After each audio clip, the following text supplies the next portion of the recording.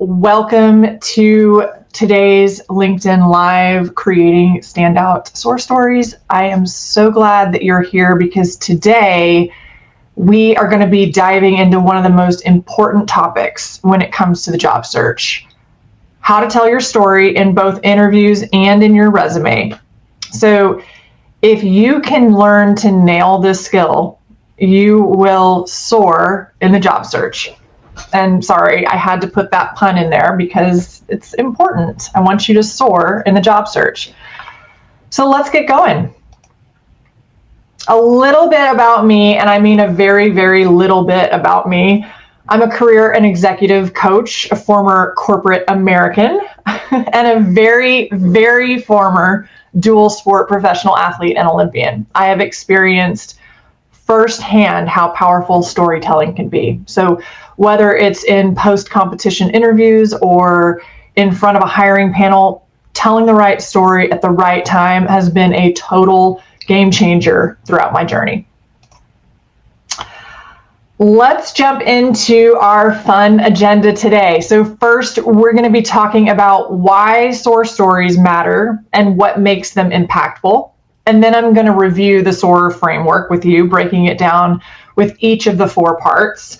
I'm also just going to be talking about the common pitfalls and how you can avoid them. And any of you who know me well, who have been to past sessions that I've hosted, know that I am not capable of presenting on a topic without weaving AI into it, right? So I'm going to cover how to use AI to draft and refine your SOAR stories. And then I'm going to close with a chance for you all to practice your SOAR stories and share them in the chat. So hopefully you are bold enough to try your hand at it and share with others what makes you unique and special as a candidate in this job search. And then last but finally, not least, I'm going to give you a little thank you at the end of this presentation for those of you who can make it through this whole thing. So let's jump in and get started. So I asked a question it was either Tuesday or Wednesday of this week in the form of a poll, and I wanted to share with you the results quickly, or at least the results for when I actually created this slide deck. I love this question because it shows how common these challenges are when it comes to us telling our own stories. The struggle is truly real, right? Structuring your story, knowing which one to pick for each question, keeping it concise, staying composed. Oh my goodness, it gives so many candidates true anxiety, and I've been there. But the good news is that I'm going to do my best to address all of the pain points that you see on the screen. And my goal is for you to leave this session feeling so much more confident in this process. And if you aren't feeling confident yet in this process at the end of the presentation, my other goal is for you to at least feel more confident in the process, to feel more confident in how you can prepare for these SOAR stories and these interviews and your resume moving forward, because we're going to cover all of it.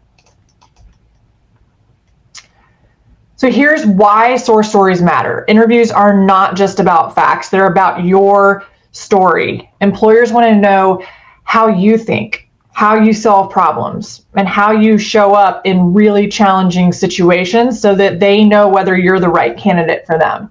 So the SOAR format will help you share those experiences clearly and really powerfully. And it makes you really memorable as a candidate. And in a competitive job market, that alone can make all the difference. It means everything. So here are the 4 points, or the 4 parts of an impactful SOAR story. And I want to address the question that some of you might be asking yourself right now: SOAR or STAR, right? I mean, you've probably grown up with, you need to tell the STAR method or the SOAR method. The truth is that SOAR is simply the method that I prefer to teach on because the actual acronym really resonates with me more than the STAR acronym, but that's it, nothing more. So if you prefer the STAR method, you do you. It really doesn't matter tremendously. So if that's what resonates more with you, then go for it. But for the purpose of this presentation, I'm going to be using the SOAR method, and it stands for situation, obstacle, action, and result. The STAR method, just so that you know, is situation, task, action, result. So they're very, very similar. It's really just the difference between an O and a T. I just prefer the word obstacle because every story that you have that you've overcome something is an obstacle, right? But you do you. This structure will help you to tell a really complete story. It'll also show how you operate under pressure, how you think, and the impact that you can create as a result. So we want to aim for about 60 to 120 second answers, 1 to 2 minutes, short enough to keep the interviewer's attention, but long enough to show and articulate your value. And trust me, you can do all of that in 2 minutes, I promise.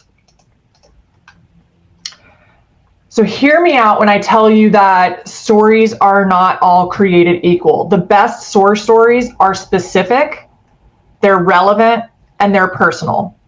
So here's what you need to focus on. You want to be specific. Don't just generalize your story. You want to emphasize your role in the outcome. Although there are moments when you have to use a story that was truly a team effort, that's okay.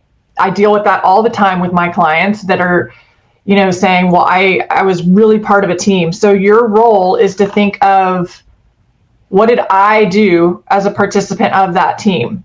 And this is why it's really great to have a coach alongside with you so that you can really talk through these things and try to understand what the best way to approach it would be. But you want to emphasize your role in the outcome. Make your story relevant to the role. Very, very important. Okay. So you want to be really familiar with the job description and try to determine what their pain point is that they're looking to solve on their end. And you want to craft your stories around that pain point. Then you want to quantify your results. Numbers, numbers, numbers. Everything can be quantified. I know that sometimes you're thinking, well, I don't really know how to quantify this. And again, this is when it's really good to have a coach to help you think through how do you quantify things, because everything can be quantified. There's always a way. Keep it short. Practice will help, right? So find a few friends, even if you want to recruit someone from this very room to practice with and refine your short story and get a great answer with that short story. Okay, so I encourage you to network within this room, because being able to collaborate with others during this time and share your stories and practice on each other is hugely helpful. And I guarantee you that there are so many people in this room who are in the same situation that you are. So make friends. Use this time. And one of the reasons why I love doing these sessions is so I can encourage you all to collaborate and to network with each other, because networking is how you're going to find your next job. And it's also super helpful that you know that you have a partner in crime with this process. So this is a big one. There's a real difference between SOAR stories and resume bullets, but there are also some similarities in the two. A resume bullet tells what you did. A SOAR story shows how you did it and what happened as a result. So think of your SOAR story as a deeper dive into the strongest points of your resume. And that's what makes it persuasive. So here's a little quick chart that just helps you to compare all of the things that have to do with a SOAR story and a resume bullet. And I just want you to see the difference between the two, because they may cover the same achievement, but the purpose and the delivery are different. So first is length. A SOAR story is designed to be spoken aloud in 1 to 2 minutes, right? As I mentioned, 60 to 120 seconds and you're done. While a resume statement should be just 1 to 2 lines long. And notice that I didn't say sentences. I mean, there are moments when you can do 2 sentences, but I typically leave the 1 to 2 sentences there for like your 1 to 2 line scope or 1 to 2 sentence scope of what it is that your overall objective was for that job. It should be really, really quick and punchy as far as length is concerned for your resume statements. Second is your purpose. So SOAR stories are used to interview with to demonstrate your depth, your storytelling abilities, and your emotional intelligence. Resume bullets are meant to grab attention quickly in just that 1 or 2 lines. So they're all about the impact that you can have in a really low number of words. Third is detail level. So again, this is somewhat similar to above, but SOAR gives you really high detail, right? Really high, and high enough in 1 to 2 minutes, right? The full context, it gives you the challenge, what you did, and the result. Resume bullets are much more condensed. They're designed for a resume or an interviewer or a hiring manager to just skim your resume quickly and pull out what it is that they want. Fourth is structure. So in SOAR, we follow situation, obstacle, action, and result format, right? But on a resume, you're often focused on results first, or it might be result action or result action and sometimes situation. So the order is a bit different.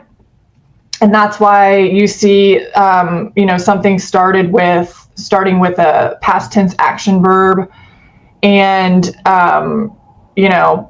achieved 50%, year over year savings, blah, blah, blah. So you want to make sure that your result is clearly stated.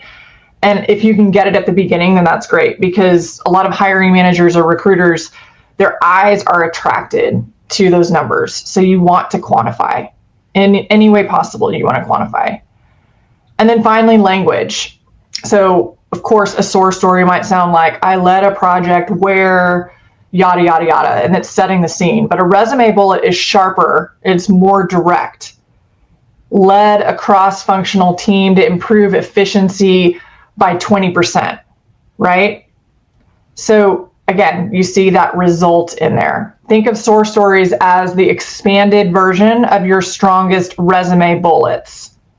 SOAR stories bring your bullets to life with context, emotion, and clear narrative. Oh, the pitfalls. Let's talk about the pitfalls. So maybe your stories are too vague. Maybe they are focused only on the team. So you're using too much of the we instead of the I. Maybe there's not really a clear result in your SOAR stories. They're too long. That happens all the time. I work with my clients all the time on being more concise when they tell their story, because so many don't have that clear structure in place. And when you don't have that clear structure in place, you tend to just ramble. And sometimes you ramble around in circles. And that's never a good thing. I think brevity is actually way better than over explaining yourself. In fact, I always tell my clients that, if you're worried that you're not giving them enough information, tell them in the beginning of the interview. Say, I really want to be brief. I want to try to be as brief as possible with my answers. That said, I am more than happy to expand upon these answers if you want more information. But I want to be respectful of your time and give you as succinct of an answer as possible. Please feel free to ask me more about any one of these answers. Maybe they're not tied to the role, or they're not relevant to the job description. So again, please read and reread and reread the job descriptions. Make sure that you understand what the pain point of the company is so that you can structure your SOAR stories around that pain point. Okay? And if you have 10 to 15 really solid SOAR stories in your, back pocket, you can easily structure them around, any of the answers or the questions that you're going to be given in an interview by just tweaking them slightly. So know what the relevance is in the job description to your SOAR story bullets, or your accomplishment statements, I should say. And then pro tip, stand in front of a mirror, tell your story, and time yourself. Get that little timer out. Put it next to you. I know it's awkward, but it will be so, so helpful so that you get into the habit of getting through this in 1 to 2 minutes without rambling. It gets much more easy over time to go, okay, what's the situation? What's the obstacle? What's the action that I took? And what was the result that I got? It takes practice. This is not something that we're all born with. So next up, I want to take a look at what makes a SOAR story strong versus what makes it fall absolutely flat. And so a few simple tweaks in your story can make a gigantic difference. This is a real example. Tell me about a time when you solved a team conflict. You've probably heard that question over and over and over again. And just a quick note, when it says, tell me about a time, those questions are a surefire moment to pull out your SOAR stories, okay? Anytime they say, tell me about a time, or, when did you do this? Those are SOAR stories right there. Not every question in an interview is a SOAR story, but especially to get past those first kind of behavioral interviews, you're going to need to be really good at telling your SOAR stories. The weak response here is incredibly basic. It's super bland, and it sounds something like, we had a disagreement. It was tough, but we figured it out. So boring, right? It's an extreme example of a weak answer, but you get the idea. There are literally zero specifics here. There's no structure, and there's no quantifiable results. So let's take a look at what a strong response to the same question might be. They might ask you, tell me about a time when you resolved team conflict. On a project with tight deadlines, 2 team members really were clashing over their responsibilities. The tension disrupted workflow and risked client deliverables. So I facilitated a meeting to clarify those roles and mediated a compromise. The team aligned, productivity increased. You could say productivity increased by X amount if you're able to quantify that. And we delivered 2 weeks early. So that's my quantifiable piece, is the 2 weeks early delivery. But you'll notice that I got through that whole SOAR story in probably 30 seconds, right? So anyone who's thinking, man, 2 minutes is not really that long, it's actually a lot longer than you think. Okay, so you can get it down to 1 to 2 minutes, I promise you. Yay, okay, AI is my favorite part. So how can we use this thing called AI to make our SOAR stories prep easier and faster? It's like having your very own brainstorming partner in your back pocket. It is so good. So I personally use ChatGPT. If you've been to any of my past sessions, you know that I love ChatGPT. I create custom GPTs all the time for things that I'm doing repetitively. It has gotten to the point where my GPT's name is Landon, appropriately named for my program Land. And Landon knows me so well at this point. So I really don't even have to give it much information and prompt it before he or it knows super well how to respond. So I think that's the benefit of using the same tool over and over and over again, and finding the tool that works best for you, is because it'll start to learn who you are, and you can start to program it with your information. You can use whichever tool that you prefer though, right? There's no right or wrong answer here. Maybe you prefer Copilot, Gemini, Claude, whatever it is, these tools are wonderful brainstorming partners. So when you're considering how to use AI for the process, think about using it to draft that first version, to help you brainstorm on that first version. It can help you pull stories from your resume, right? You did the hard work of putting in the accomplishment statements and making sure your bullets were really clean. So now use generative AI to help you put those stories, those accomplishment statements, into stories. And then you want to edit the stories for clarity and flow afterwards. So here's an example of how you can use AI to help. If you say, help me create a SOAR story for when I led customer service improvement initiative, okay? The more context you give it, the better the output. So use prompts like this to get unstuck or to find your starting point, right? This is just a way to help get, the thoughts flowing.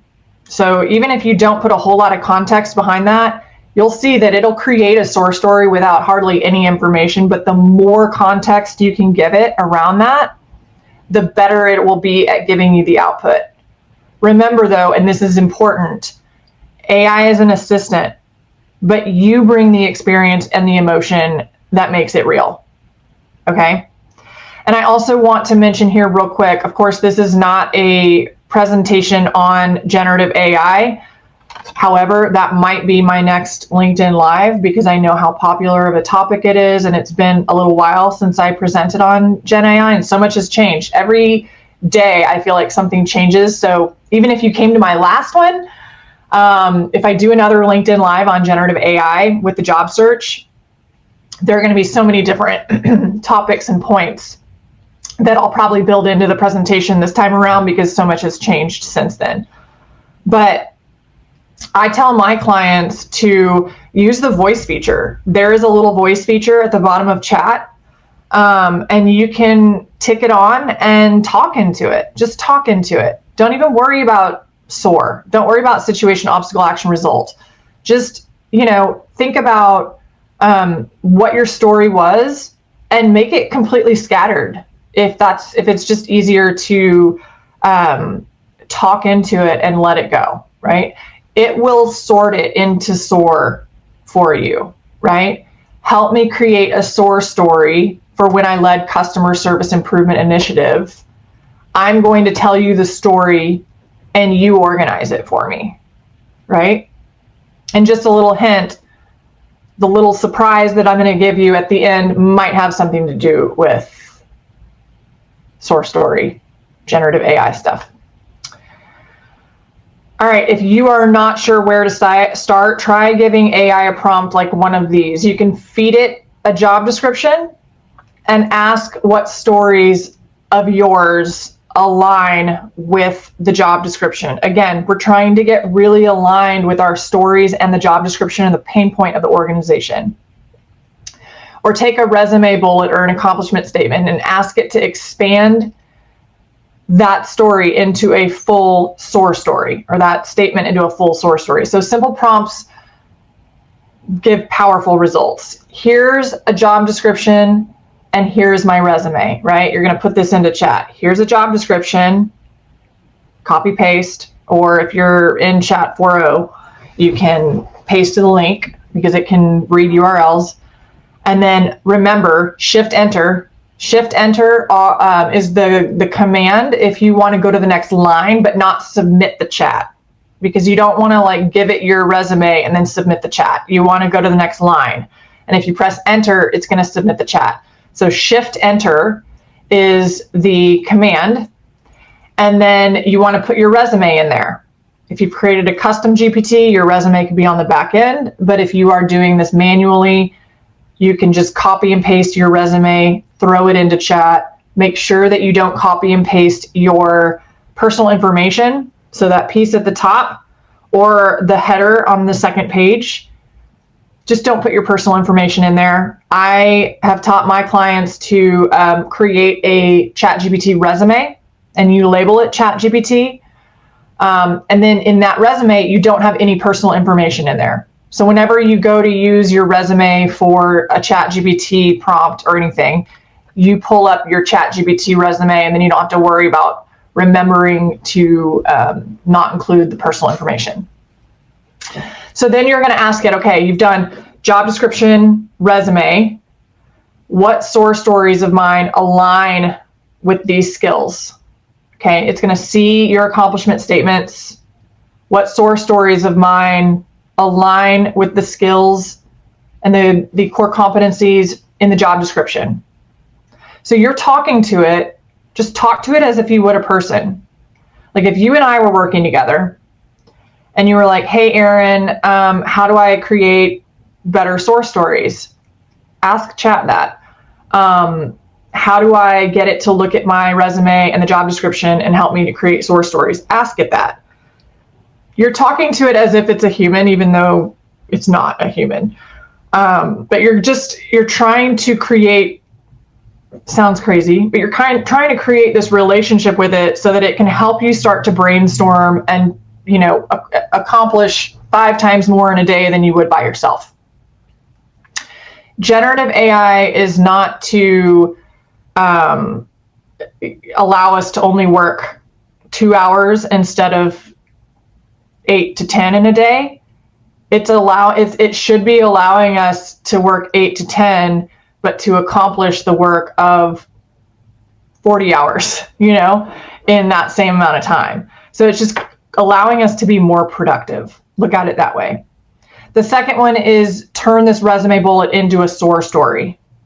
So then you copy and paste maybe an actual resume bullet, increased onboarding efficiency by 20%.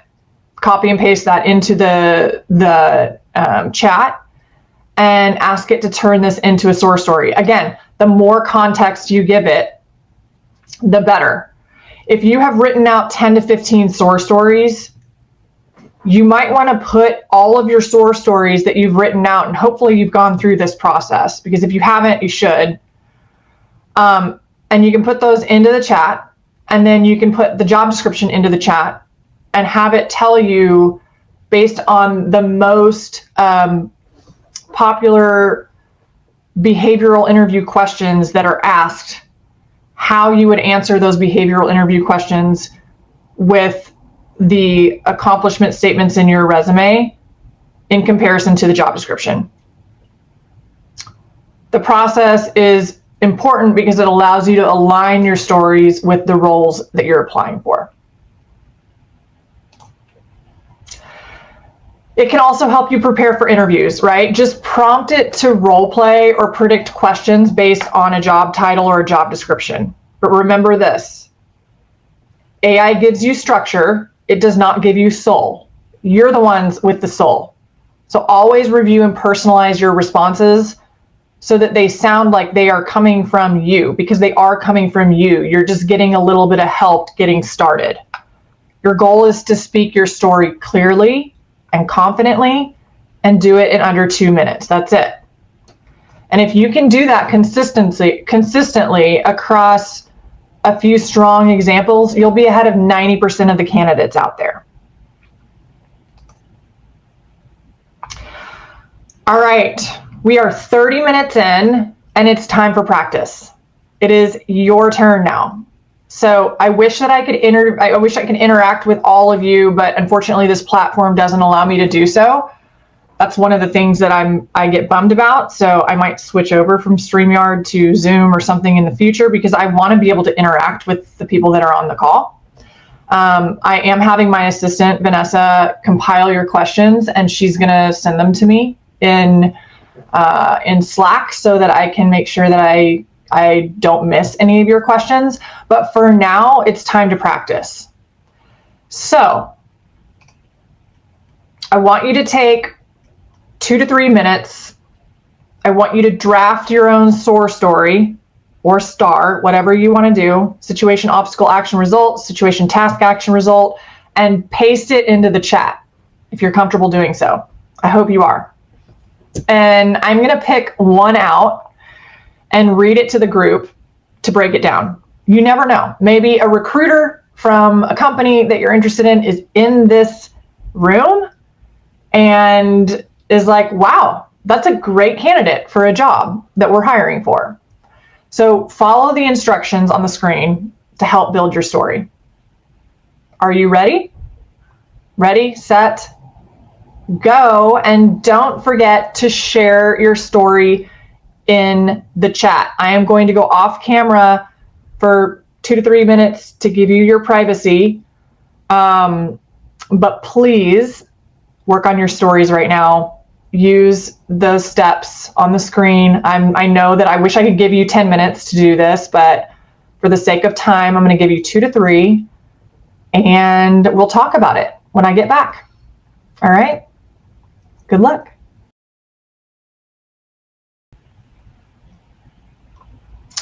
All right. Can everyone hear me? I would like to bring a couple up, and you may have seen my screen earlier, but I just want to make sure that these get onto the screen. I am going to share Brian's Thank you, Brian, for participating. And Brian's response is, I realized that TBA securities were not kept accurately in the accounting system, as the same CUSIP is used for TBAs each year. And this is a lot of acronyms. I am not familiar with these acronyms, so please forgive me. There was no automated solution in the accounting system that would keep the maturity dates updated, as it only brought the maturity date in if it was a new CUSIP, and Bloomberg did not have the maturity dates for the TBAs. I created an Excel sheet that could be used when the data in the accounting system could be scraped. Originally, it was an Excel sheet that was run, I'm missing the rest of it.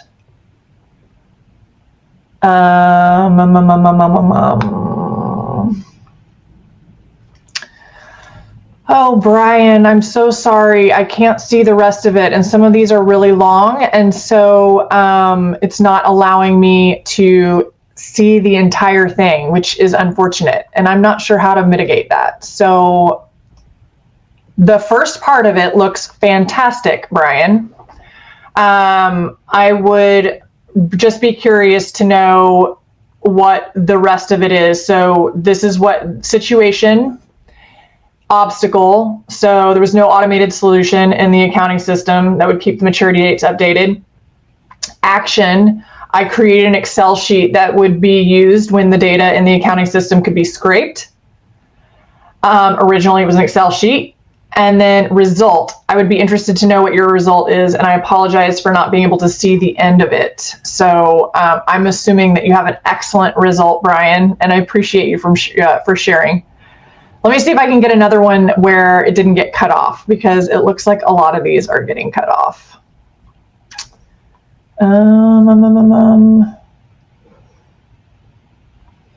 Okay, a lot of them are getting cut off, but I'm just going to show you what they say before they get cut off. So Vishal, hopefully I pronounced your name right.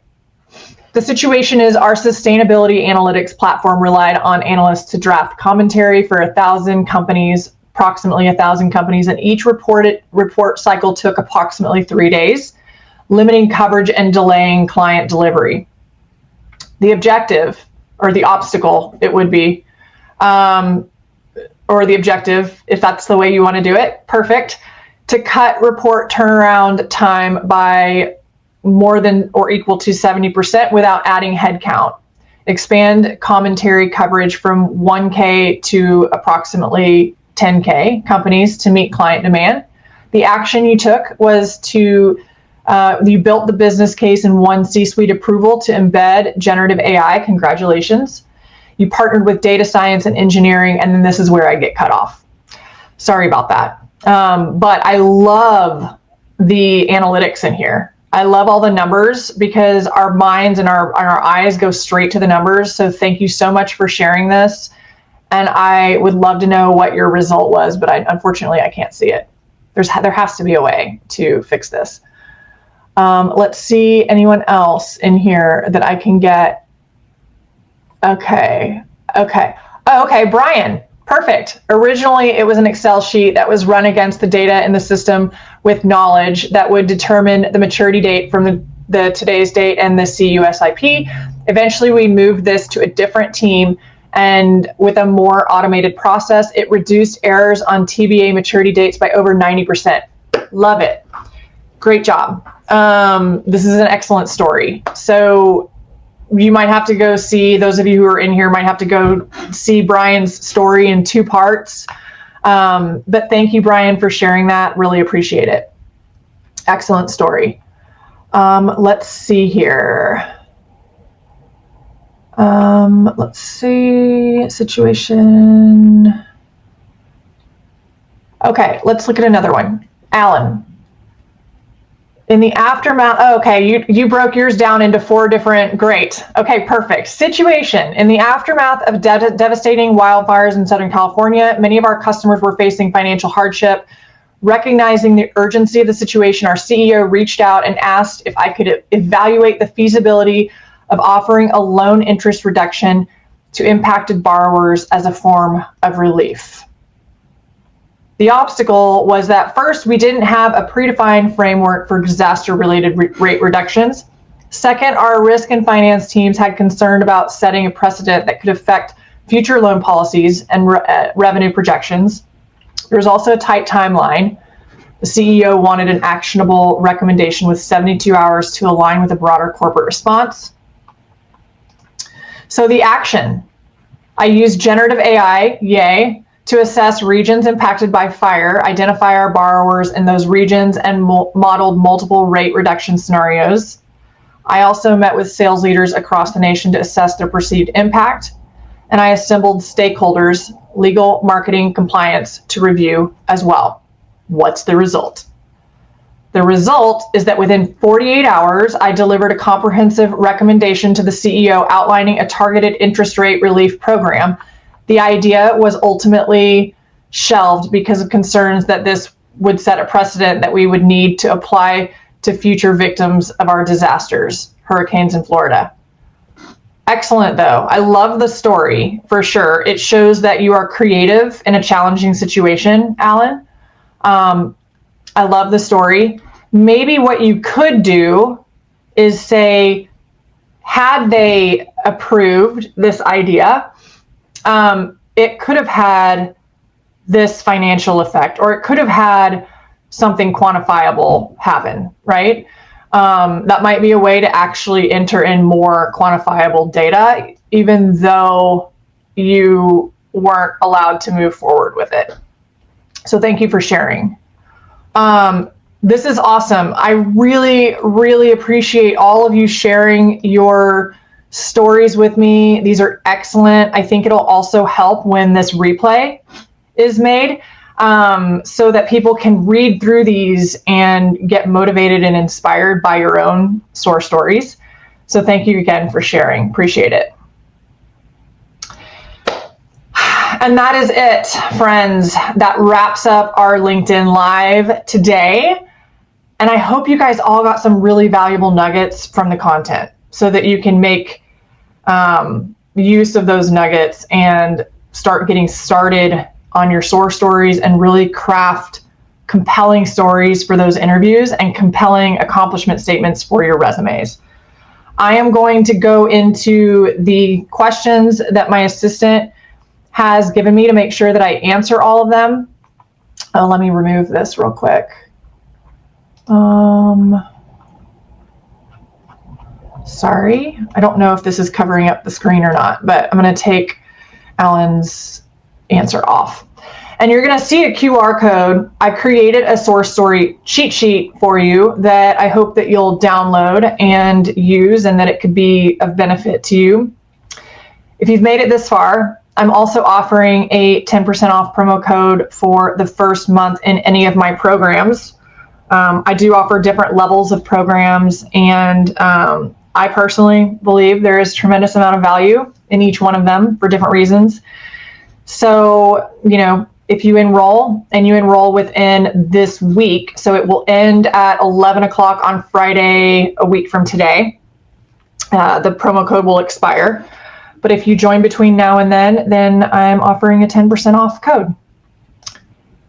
And at this time, I'm going to peek into the chat, see if I can answer any questions that you guys have from my assistant. And if you do have any other questions, put them in there quickly and I'll try to get to them.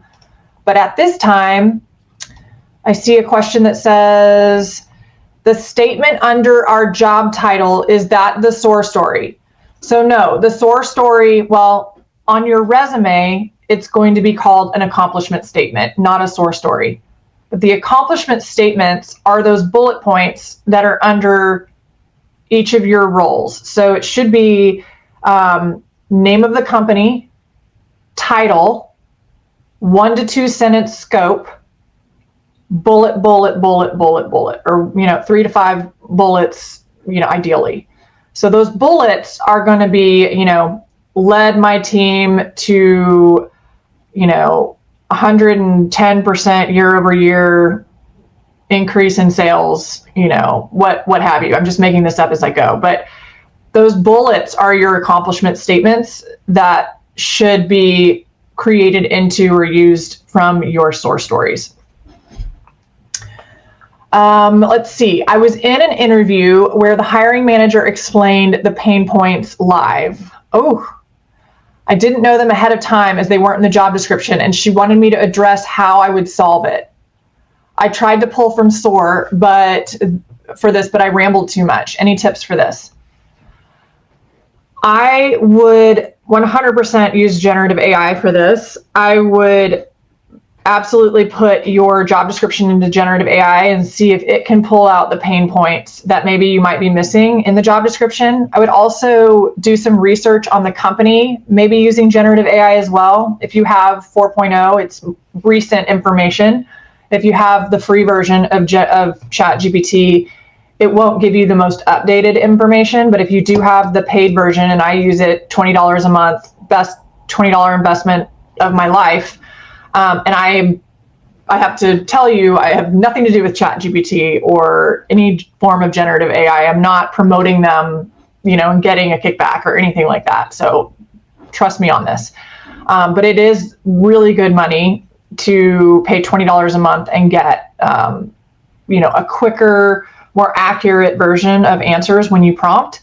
So I would probably do some deep research on the company, and there is like a little button at the bottom of chat that says like do deep research, forget what it's actually called, and try to see if you can find what the pain points of the company are, and maybe put the job description in there too and say, based on your research of this company and the job description, what pain points should I be familiar with prior to going into the interview? And then have it take your SOAR stories and address those pain points. Aside from that, there's not really a ton you can do. I mean, I have access to D&B Hoovers, and so that gives some good information. But yeah, sometimes if you know how to read their financial statements and their documents, income statements, balance sheets, cash flows, any of that stuff, it's really good information because you can kind of figure out what it is that you're trying to solve for with that position. And I would use that information and tailor my SOAR stories around that. So hopefully that helps. Is there anything else? I only got 2 questions for that entire presentation. Either I'm really good at teaching or you guys are really good at listening and you already have it all taken care of. So I'm going to assume it's the second.